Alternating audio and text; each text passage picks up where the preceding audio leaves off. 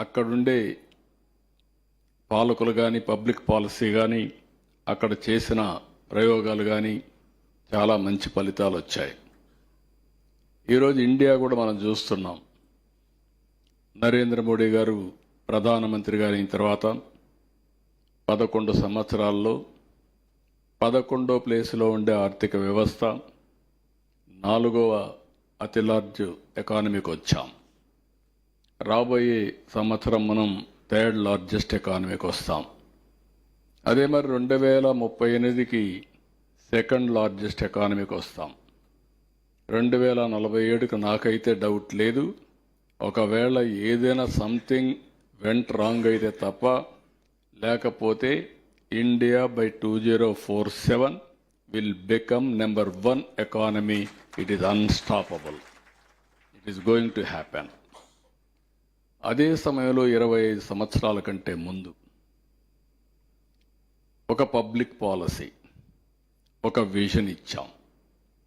ఒక ఇంటికి ఒక ఐటీ ప్రొఫెషనల్ ఉండాలి, పిల్లల్ని బాగా చదివించామని చెప్పి ఒక కాల్ ఇస్తే 25 సంవత్సరాల్లో వచ్చిన ట్రాన్స్ఫర్మేషన్ మీరు చూస్తే ప్రపంచం అంతా కూడా భారతీయులు వెళ్ళారు. అందులో అగ్రస్థానంలో తెలుగు వాళ్ళు ఉన్నారు. ఏ దేశానికి పోయినా హైయెస్ట్ పర్ క్యాపిటా ఇన్కమ్ ఎవరంటే దానికి చిరునామాగా తెలుగు వాళ్ళు తయారయ్యే పరిస్థితికి వచ్చారు. ఇది మన కళ్ళ ముందర కనపడొస్తుంది. నేను ఆ రోజు విజన్ 2020 తయారు చేశాను సమైక్య ఆంధ్రప్రదేశ్కి. చాలామంది నన్ను ఎగతాళి చేశారు. నేను విజన్ అంటే వాళ్ళు 420 అని కూడా మాట్లాడారు. ఎందుకంటే ఈ సందర్భాల్లో ఒకసారి రివ్యూ చేసుకుంటే ఆ రోజు తయారు చేసిన vision first time in India తయారు చేశాం. ఈరోజు మీరు చూస్తే హైదరాబాద్ అయితే మోస్ట్ లివబుల్ సిటీ.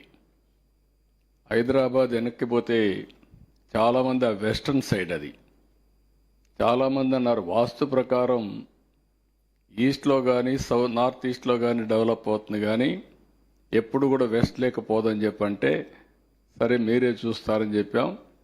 మొత్తం అడవులవి. మొన్న కూడా ఎల్లంటి సుబ్రహ్మణ్యం గారు చెప్తున్నారు, ఆ రోజు ఉన్నటువంటి చీఫ్ అయితే అక్కడ హైటెక్ సిటీ ముందుకొచ్చి కట్టాడు. ఈయన అప్పుడు జూనియర్ ఇంజనీర్గా ఉన్నాడు. ఆయన అనుభవం చెప్తున్నాడు. నేను అక్కడ పోయి చూసిన తర్వాత ఈ ప్రాంతంలో హైటెక్ సిటీ ఏంటి, పాములు పుట్టలన్నీ ఉన్నాయి.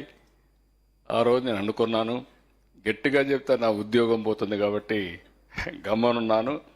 కానీ ఈరోజు చూస్తే మైండ్ బాగ్లింగ్ అని చెప్పి ఆయన చెప్పే పరిస్థితికి వచ్చింది. అంటే ఇవన్నీ మన కళ్ళ ముందర కనపడే అనుభవాలు. ఈరోజు నేను అందుకే మీ అందరికీ చెప్తున్నా, ఈరోజు సుబ్రహ్మణ్యం గారు ఈ రాష్ట్రంలో పుట్టాడు. కేడర్ రాష్ట్రం కాకపోయినా ఈ రాష్ట్రంలో పుట్టాడు. CEO నీతి ఆయోగ్గా ఉన్నాడు. ఈరోజు గవర్నమెంట్ ఆఫ్ ఇండియా ఒక నిర్ణయం తీసుకొని ఒక 4 సిటీలకి విజన్ తయారు చేయమని పెట్టుకొని ముంబై మెట్రోపాలిటన్ రీజియన్, సూరత్, వారణాసి ఇప్పుడు స్టార్ట్ చేశారు, విశాఖపట్నం. ఈ 3 స్టార్ట్ చేసినప్పుడు 4-5 మీటింగ్లు కూర్చున్నారు. నేను కూడా అవన్నీ కూడా నా ఇన్పుట్స్ కూడా ఇచ్చాను. ఈరోజు విశాఖపట్నం ఏదైతే ఎకనామిక్ రీజన్ రిపోర్ట్ తయారు చేశారు. ఈరోజు ఇక్కడ కలెక్టర్స్ కూడా పిలిచాను. మీరు గుర్తుపెట్టుకోవాలి, 0 అవర్ స్టార్ట్ అయింది. ఈ రోజు నుంచి లెక్క గడియారం తిరుగుతుంది. సుబ్రహ్మణ్యం గారు బాంబే అప్పుడే స్టార్ట్ అయిందన్నాడు. ఏం బాధ లేదు. కాంపిటీషన్లో ఎప్పుడు కూడా ఆంధ్రప్రదేశే ముందుంటుంది, విశాఖపట్నం నెంబర్ 1గా ఉంటుంది. అది జరుగుతుంది. నేను అందుకని ఆల్వేస్ ఒకటి చెప్తాను, కాంపిటీషన్లో మనం ఉంటేనే కంపీట్ చేయగలుగుతాం. అది మనం చేస్తామని చెప్పి కూడా నేను మీకు తెలియజేస్తున్నాం. అయితే ఇక్కడ మనం ఒకసారి చూస్తే నేను చెప్పిన కొన్ని examples. Visakhapatnam one of the most beautiful city. నేను ఇప్పుడేగా సమైక్య ఆంధ్రప్రదేశ్లో ఉండి చెప్పేవాడిని. హైదరాబాద్ రాజధాని అయినా, విశాఖపట్నం ఆర్థిక రాజధాని అని అప్పుడు కూడా చెప్పాం. ఈరోజు కూడా మీరు చూస్తే one of the most beautiful see, excellent beaches. ఇంకొక పక్కన హిల్స్ చూస్తే one of the best greenery. ఇలాంటి సిటీ ఎక్కడా కనపడదు. అపార్ట్ ఫ్రమ్ సిటీ లొకేషనే కాకుండా పీపుల్ అయితే one of the best people, దాంట్లో కూడా డౌటే లేదు. Law abiding citizens, cosmopolitan city. ఈరోజు మనం ఇంకొక విషయం కూడా మీరు చూస్తే ఫోకస్ పెడితే ఏదైనా సాధ్యం. 5 సంవత్సరాల కంటే ముందు, 1 సంవత్సరం కంటే ముందు చాలా ఇబ్బందులు ఉన్నాయి. ఇదే మెషినరీ, ఇదే ప్రజానీకం. ఆ రోజు ఎన్ని ఇబ్బందులు ఉండాలనో అన్ని ఇబ్బందులుంటే ఆ రోజు మేమందరం కూడా కలిసి, పొలిటికల్ మేనేజ్మెంట్ కూడా లీడర్షిప్ ముఖ్యం కాబట్టి బీజేపీ నరేంద్ర మోడీ గారి ఆధ్వర్యంలో, అదే మరి పవన్ కళ్యాణ్ గారు, తెలుగుదేశం 3 పార్టీలు కలిసి ఒక నిర్దిష్టమైన హామీ ప్రజలకు ఇచ్చాం. ఆ హామీ మీరు చూస్తే మళ్ళీ ఈ రాష్ట్రాన్ని పునర్నిర్మాణం చేస్తాం, పూర్వ వైభవం తెస్తామని చాలా స్పష్టంగా చెప్పి ప్రజల మ్యాండేట్ తీసుకున్నాం. ఈరోజు నేను గర్వంగా చెప్పగలుగుతున్నా, 18 months. నిన్నటి వరకు క్యాబినెట్లో 8,87,000 కోట్ల రూపాయలు పెట్టుబడులు క్లియర్ చేశాం. దీంతో 8 లక్షల ఉద్యోగాలు వస్తాయి. ఈరోజు మొదటి రోజు, ఇంకా ప్రారంభం కాలేదు. సిఐ పార్ట్నర్షిప్ రేపటి నుంచి ప్రారంభం అవుతుంది. ఈరోజే మళ్ళీ ఒక 2,66,000 కోట్ల రూపాయలు విలువ చేసే ఎంఓయూలు చేశాం. అంటే మీరు గుర్తుపెట్టుకోవాల్సింది, అసాధ్యం అనేది ఏదీ లేదు, ఏదైనా సాధ్యమే. ఇక్కడ మనం చూసినప్పుడు ఏదైతే ఇటీవల కాలంలో ఇన్వెస్ట్మెంట్ రావాలి, ఒకటి వెల్ఫేర్ ఇస్తామని చెప్పాం. మేము ఆ రోజు వెల్ఫేర్ ఇస్తామని సూపర్ 6 చెప్పి అవన్నీ అమలు చేశాం. మా ఫైనాన్స్ సెక్రటరీ అయితే ఎప్పుడు అడ్డం పడతా ఉన్నా నేను ఒకటే చెప్పిన ఇచ్చిన హామీ నిలబెట్టుకుంటేనే మేము ఉంటాం, లేకుంటే కాదు. నీ ఇబ్బందులు ఎక్కడ ఎన్నున్నా మాకు మాత్రం అడ్డం పడకూడదని చెప్పాం. చాలా ప్రయత్నాలు చేసి మ్యాండేట్ని అమలు చేయడం కోసం ప్రయత్నం చేస్తున్నారు. అదే సమయంలో సంపద సృష్టించాలి. దీనికోసం అందరం యాజ్ ఎ టీమ్గా పనిచేశాం. ఈ 3-4 రోజుల్లో మేము ఎలక్షన్ మేనిఫెస్టోలో సూపర్ 6లో 1.20 లక్షల ఉద్యోగాలు, 18 monthsలో రేపు కానీ అన్ని కానీ వస్తే మా ఎక్స్పెక్టేషన్ ప్రకారం 20 లక్షల కోట్ల రూపాయలు పెట్టుబడులు 18 నెలల్లో వచ్చి 20 లక్షల మందికి ఉద్యోగాలు ఇచ్చే పరిస్థితికి వస్తుందంటే ఇది సాధ్యం. ఆ రోజు హామీ ఇచ్చినప్పుడు మాకే అనిపించింది ఇది సాధ్యమా అనిపించింది, కానీ ఈరోజు దాన్ని కూడా నిరూపించగలిగాం. ఈరోజు ఇంకొక పక్కన మీరు చూస్తే విశాఖపట్నం గూగుల్, ఇది దగ్గర మనం చూస్తే $15 బిలియన్. నాకు ఇప్పటికి కూడా జ్ఞాపకం, 98లో గూగుల్ స్టార్టప్ కంపెనీ, 98లో మైక్రోసాఫ్ట్ హైదరాబాద్ తీసుకొచ్చాం, అదొక పెద్ద అచీవ్మెంట్. ఈరోజు గూగుల్ ఇక్కడికి ఒక $15 బిలియన్ వచ్చే పరిస్థితికి వచ్చింది.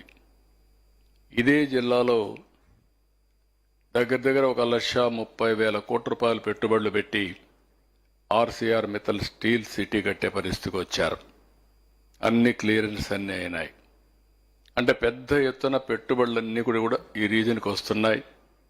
అయితే ఇక్కడికి వచ్చినప్పుడు మేము ఒక అంబిషియస్ ప్లాన్ పెట్టుకున్నాం. ఆ అంబిషియస్ ప్లాన్ కూడా మీరు చూస్తే ఈ సంవత్సరం పర్ క్యాపిటల్ ఇన్కమ్ 2,98,000, 24-25కి. అదే సమయంలో 12% గ్రోత్ రేట్ వచ్చాం. ఇంకొక పక్కన ఇది 47కి 54 లక్షల రూపాయలు తలసరి ఆదాయం రావాలని అంబిషన్ పెట్టుకున్నాం. 18 times వస్తే కష్టం అనిపిస్తుంది, కానీ ఎవ్రీ 5 years డబల్ కావాలి. ఇది అసాధ్యం కాదు. ఇంత మునుపు కూడా చేసి చూపించాం. ఇప్పుడు కూడా డెఫినెట్గా 100% సాధ్యం.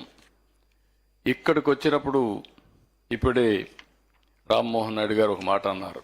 మా కలెక్టర్ ఉన్నాడు, రామ్మోహన్ నాయుడు ఉన్నాడు, కాంపిటీషన్ మీకు ప్రారంభమైంది.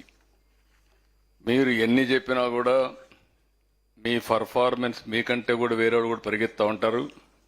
మీరేదో అందరూ గమ్మునుంటే మేము ప్రగతి సాధిస్తామంటే గుర్తుపెట్టుకోవాలి. ఈ రీజన్లో మీరు చూస్తే 4,57,688 రూపాయలు తలసరి ఆదాయం Visakhapatnam, highest in the state. మీది లోయెస్ట్ ఇన్ ది స్టేట్. అది కూడా 1,42,224 రూపాయలు. మాన్యం కంటే వెనకానున్నారు, ఏఎస్ఆర్ కంటే వెనకానున్నారు. అంటే మీకు వనరులు లేవా అని నేను అడుగుతున్నా. సంహవ్ మిస్ అయ్యాం. నేను అందుకనే ప్రతి ఒక్కరికి కాంపిటీషన్ పెడుతున్నా. ఇప్పుడు ఇంకొక పక్కన చూస్తే విజయనగరం 1,54,000, మాన్యం 1,48,000, అల్లూరి సీతారామరాజు 1,54,000, విశాఖపట్నం చెప్పాను, అనకాపల్లి 2,33,000, కాకినాడ 2,42,000, బిఆర్ అంబేద్కర్ 2,06,000, ఈస్ట్ గోదావరి 2,59,000. ఒకప్పుడు కోనసీమ, అందాల సీమ సినిమాలు కూడా తీశారు.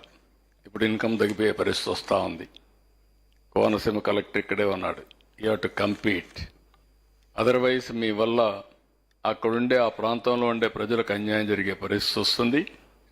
బెటర్ లివింగ్ స్టాండర్డ్స్ రావాలి. వీటికి మనం పనిచేయాల్సిన అవసరం ఉంది. 9 జిల్లాలు, ఒక మాటలో చెప్పాలంటే బెస్ట్ డిస్ట్రిక్ట్స్.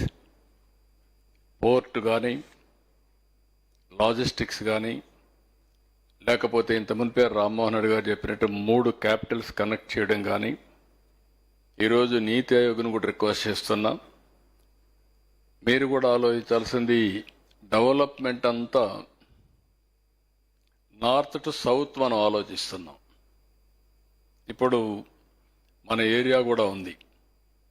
ఇది మేము కూడా ఎంచోపైన సముద్రం పక్కనే ఆలోచిస్తున్నాం.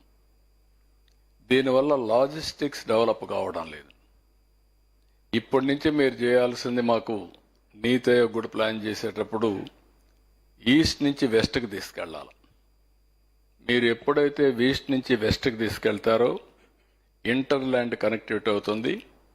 అక్కడి నుంచి లాజిస్టిక్స్ అన్నీ కూడా ఇక్కడికి ఈ ప్రాంతానికి వచ్చే పరిస్థితి వస్తుంది. దీనివల్ల ఈ రీజన్ కూడా విపరీతంగా డెవలప్ అయ్యే అవకాశం వస్తుంది.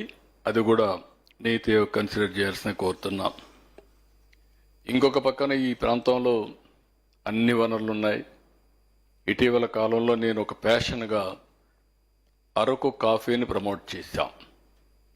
I can say very proudly today, Araku coffee one of the best brand, global brand now.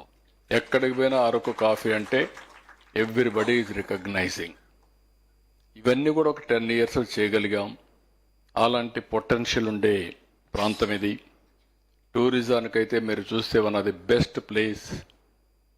Even Araku, Paderu, Lambasingi ఇవన్నీ కూడా సమ్మర్ రిసార్ట్స్ అయితే వన్ ఆఫ్ ది బెస్ట్ ప్లేసెస్గా మనం తయారు చేసుకునే అవకాశం ఉంటుంది. నేను మిమ్మల్ని అందరినీ కోరేది ఒకటే, అన్ని అవకాశాలు ఉన్నాయి. మళ్ళీ వస్తా. దీనికి నేనే చైర్మన్గా ఉంటున్నాను.